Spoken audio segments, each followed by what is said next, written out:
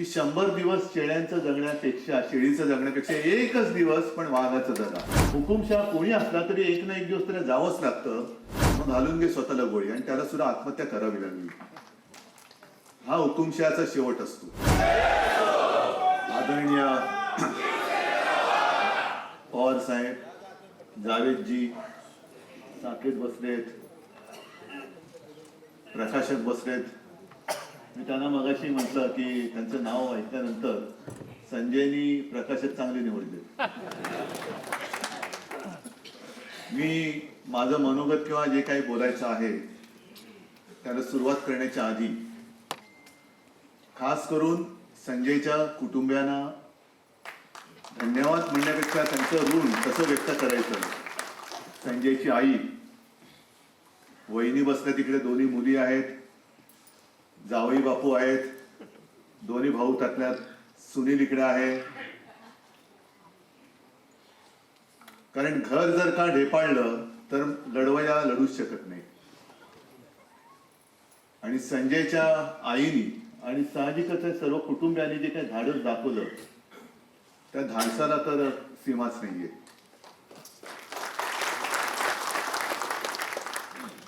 म्हणजे संजयला अटक झाल्यानंतर मी आणि रश्मी त्याच्या घरी गेलो. आम्ही त्यांना धीर देण्याच्या ऐवजी संजयच्या आईने आणि सगळ्यांनी आम्हाला धीर दिला. साहजिकच आहे, आयुष्याच्या प्रवासामध्ये अनेक माणसं भेटत असतात, काही सोबत राहतात, कायमची सोबत राहतात, आणि काही संधी साधू असतात, संधी साधल्या मिळाल्यानंतर पडून जातात. मला असं वाटतं आज आपल्या सगळ्यांची परीक्षा शिवसेना प्रमुख घेत आहेत. आयुष्यभर त्यांनी जे काही दिलं त्यांच्याकडनं कोणी काय घेतलंय हे ते बघतायत. आणि त्यांचंच एक वाक्य आहे की 100 दिवस शेळ्यांचं जगण्यापेक्षा शेळीचं जगण्यापेक्षा एकच दिवस पण वाघाचं जगा. आणि संजय हा माणूस असा आहे की ज्याने पुस्तकाचं नाव नरकातला स्वर्ग, जो नरकामध्ये स्वर्ग शोधतो किंवा नरकाचा स्वर्ग बनवतो, तो काय धाटणीचा असेल हे वेगळं सांगण्याची काही गरज नाहीये. शिवसेना प्रमुखांनी आयुष्यभर जे दिलं ते मराठी माणसाला आणि हिंदूंना एक आत्मविश्वास दिला, एक जिद्द दिली. नाहीतर आज मुंबई आणि महाराष्ट्रामध्ये आपली हालत काय असती हे वेगळं सांगण्याची काही गरज नाहीये. आणि कदाचित ते बघतात की खरे मी जे काही दिलं ते खरोखर जे दिलं ते घेणारे खरे किती आहेत आणि भाडखाऊ पडणार किती आहेत. आज जे स्वर्गामध्ये गेलेत त्यांच्या दृष्टीने त्यांना सुद्धा कार्यक्रम बघितल्यानंतर, म्हणजे मगाची संजय तुझं भाषण चालू असताना जणू तू काही एक विनोदी पुस्तक लिहिले अशा थाटात बोलत होता. त्यांना सुद्धा हेवा वाटला असेल की अरे आपण सुद्धा इकडे राहिलो असतो. नरक आणि स्वर्ग ह्या कल्पना खऱ्या आहेत, खोट्या आहेत, कल्पना नाही. पण जिथे आहोत तिकडे आनंदाने राहावं. दुसऱ्याला आपण आनंद देऊ शकलो नाही तर निदान त्रास तरी देऊ नये, एवढं जरी माणसाने पाळलं तरी मला असं वाटतं आपण आयुष्य जगलो. आज जे काय आपण बघतोय याला लोकशाही मानायची का हुकुमशाही, हा प्रश्न आणि त्याचं उत्तर हे सोपं आहे. पण प्रत्येकाला, मगाशी कोणी साकेत बोलला की संजय तू बोलला की हुकुमशाह कोणी असला तरी एक ना एक दिवस त्याला जावंच लागतं. आणि हिटलरचं उदाहरण आहे की त्याला संपूर्ण जग घाबरत होतं. पण संजय तू पूर्वी जे काय लिहायचं सच्चे, त्याच्यात एक तुझा आवडीचा शब्द होता नियती. नियतीने करायची त्याला सांगितलं असेल की सगळे जग घाबरत, तू नाही ना घाबरत, मग घालून घे स्वतःला गोळी आणि त्याला सुद्धा आत्महत्या करावी लागली. हा हुकुमशाहचा शेवट असतो. आणि या पुस्तकामध्ये जे गेले काही दिवस संजयच्या मुलाखती येत आहेत त्यातले काही प्रसंग हे चर्चिले जातात. त्याच्यामध्ये एक आहे तो अमित शहाचा. मी जर म्हणेन की मला जर कोणी विचारलं की अमित शहा तुमच्या घरी आले होते का, बाळासाहेबांनी त्यांना मदत केली होती का, मी सांगेन मला आठवत नाही. कारण आपल्या घराण्याने, आपल्या वाडवडिलांनी कोणावर काही उपकार केले असतील, उपकार हे मोजायचे नसतात. उपकार हे करायचे असतात पण मोजायचे नसतात. आणि उपकाराची फेड हे कृतज्ञतेने करायची का अपकाराने करायची, ज्याच्या त्याच्यावरती असतं. कृतज्ञतेने करायची. म्हणजे काही वेळेला असं वाटतं की कोणाला मदत करताना सुद्धा विचार तर आपण करूच शकत नाही. पण आता साकेत तुम्ही जे काय सांगितलं की एक कैदी असा होता की याला जामीन झालाय पण त्याला 500 रुपये नव्हते भरायला नाही येत. काय करायचं या गोष्टीला? 500 रुपये म्हणजे इकडे करोडो रुपयांचे भ्रष्टाचार चालू आहेत आणि एका बाजूला तुरुंगातला कैदी 500 रुपये नाहीत म्हणून तुरुंगात खिटपट पडलेले आहेत. ही जी काय पद्धत आहे लोकशाही त्याला म्हणायचं नुसतं आपण, पण एकाधिकारशाहीने चाललेलं आहे. मला आठवतंय अनिल देशमुख माझ्या मंत्रिमंडळाचे गृहमंत्री होते. असं कोणता देश असेल की ज्या देशामध्ये मुख्यमंत्र्यांना अटक होते, केजरीवाल अटक झाली, सोरेन अटक झाली, गृहमंत्र्यांना अटक झाली. मी मुख्यमंत्री असताना आपल्या राज्याच्या डीजीना आणि सीएसना सीबीआयने बोलवलं होतं. म्हणजे ज्यांच्या शेंड्या जर केंद्राच्या हातात असतील अशी माणसं राज्यातल्या सरकारला जर विरोधी पक्षाचं असेल तर त्यांचं काम कसं करू शकतील? ममता दिदीने सुद्धा तोच अनुभवला होता. त्यांच्या सीएसना सुद्धा शेवटी सीएसने राजीनामा दिला. म्हणजे सगळ्या शेंड्या आपल्या हातात ठेवायच्या नाही. मग माझं म्हणणं आहे की आपल्या देशामध्ये संघराज्य ही पद्धती आहे. जो अधिकार केंद्र हा शब्द नाहीच आहे. ते जे काय सरकार आहे त्या सरकारला जेवढा अधिकार आहे तेवढाच अधिकार हा कायद्याने राज्याला सुद्धा आहे आणि तो असलाच पाहिजे. जर ईडी, इन्कम टॅक्स, सीबीआय आणि तुमचा जो काय तो कायदा लावलाय कुठला तो पीएमएलए तो लावण्याचा अधिकार दिल्लीतल्या सरकारला असेल तर तोच अधिकार आमच्या राज्याच्या सरकारला सुद्धा पाहिजे. टाका त्यांच्यावरती धाडी, वाचवा त्यांना सुद्धा आतमध्ये द्या ना. काही दिवस या तिघांकडे आता हे भोगून आलेत ना, संजय आलेला आहे, साकेत आहे आणि अनिल देशमुख यांच्याकडे द्या ना चार्ज. आणि मग ते सांगतील त्यांच्यावरती धाडी टाका, टाका त्यांना तुरुंगात आणि सिद्ध करा तुम्ही निर्दोष आहात. हा सगळा प्रकार याच्या विरुद्ध लढत तर राहिलं पाहिजे. सगळे काही माझ्या हातामध्येच पाहिजे. आजच दिवसा ते निवडणूक आयोगाचे सगळे अधिकारी होते. 1 नेशन 1 इलेक्शन, बरोबर ना साकेत? त्याच्यासाठी तुम्ही पण आला होतात. आपल्याकडनं अनिल परब आणि अनिल देसाईने मी पाठवलेलं. 1 नेशन 1 इलेक्शन फार गोंडस आहे, पण त्या निवडणुकीमध्ये पारदर्शकता कुठे? आता आपल्या सरन्यायाधीशांच्या मातोश्रींनी सांगितले की बॅलेट पेपरवरती निवडणुका घ्या.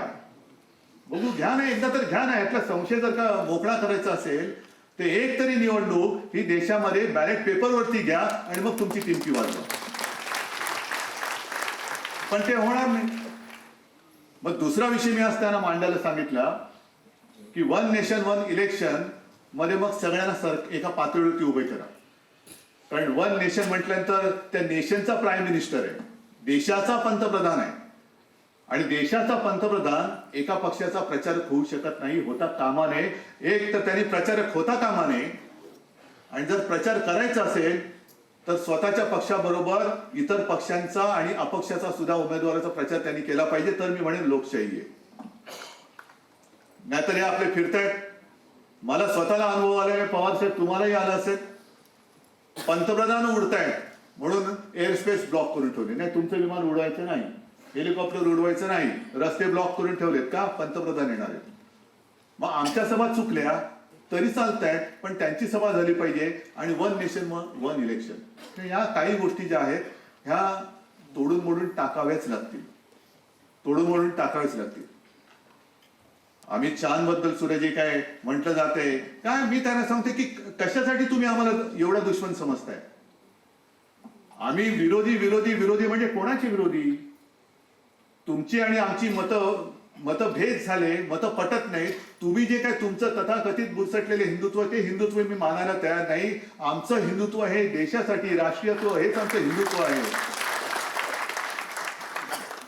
हे म्हटल्यानंतर तुम्ही लगेच आम्हाला दुश्मनाच्या पिंजऱ्यात उभं करताय. म्हणजे जणू काय पाकिस्तानपेक्षा आधी आम्हाला खतम करा.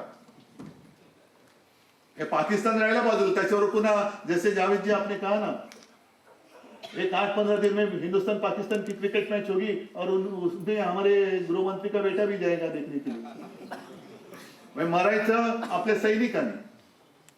हिंदुस्थान पाकिस्तान बाकी काही झालं तरी चालेल, पण हे होता कामा नये. पण तिकडे क्रिकेट मॅच झाली सुरू, सगळं सुरू होईल, सगळं सुरू होईल.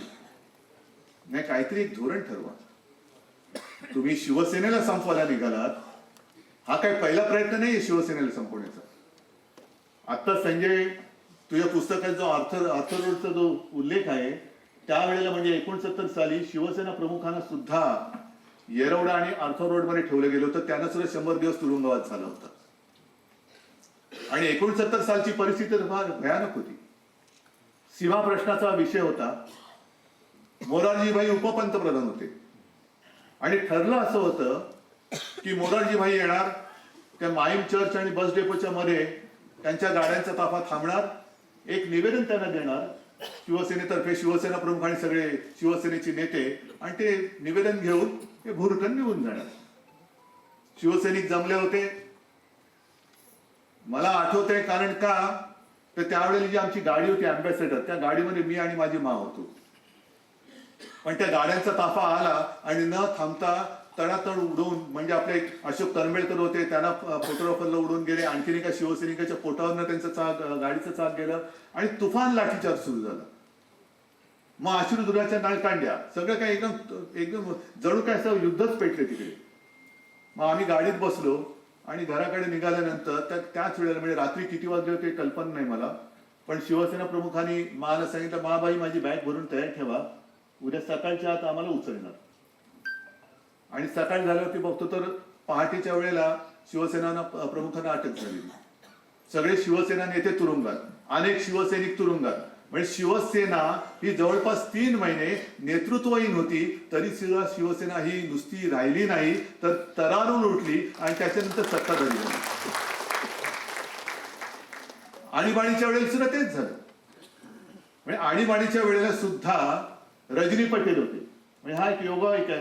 मोरारजी देसाई, रजनी पटेल, आत्ताची सुद्धा हा एक योगायोग आहे. हे शिवसेनेच्या आडवे का येत आहेत? शिवसेना संपवाविषयी यांनाच का वाटते?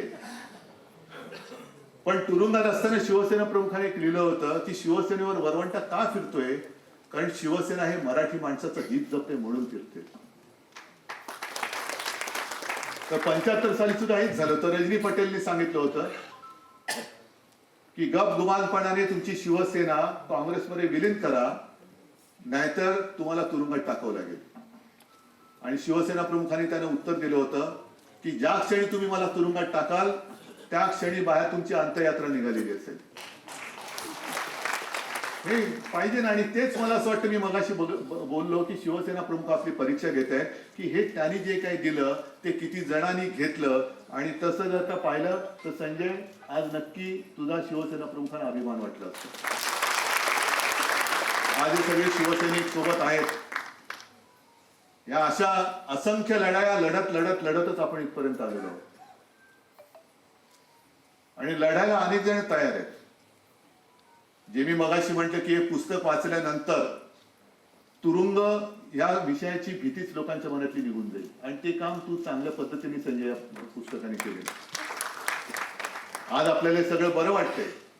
म्हणजे ते सशासारख्या घुशी, आणखीन काय, ह्या सगळ्या गोष्टी ऐकायला बरं वाटतं. पण प्रत्यक्ष तिकडे त्यांनी काय भोगलं असेल. आणि म्हणून मी त्याला म्हटलं की या पुस्तकात तू रडगाणं नाही गायलं, तर रडणाऱ्या लोकांना धीर देण्याचा तू उत्तम आणि यशस्वी प्रयत्न केलेला आहे. ही एक कसोटीचा क्षण आहे. दिवस येतात, दिवस जातात.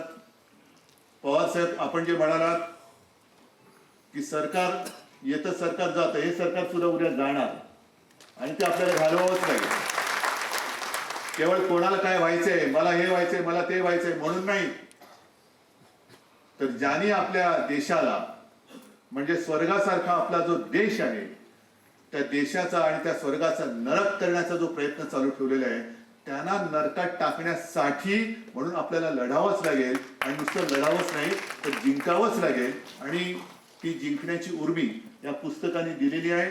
मला वाटतं हे पुस्तक नुसतं वाचून सोडू नका. आणखीन 10 लोकांना त्यांच्याच पुढे आणखीन हे पुस्तक आणखीन आपण सुद्धा पसरवत नेलं पाहिजे. आणि सर्वत्र हे पुस्तक पसरो आणि एक लढणारी पिढी तयार हो, एवढ्याच शुभेच्छा आणि अपेक्षा व्यक्त करून मी आपली रजा घेतो. जय हिंद, जय महाराष्ट्र.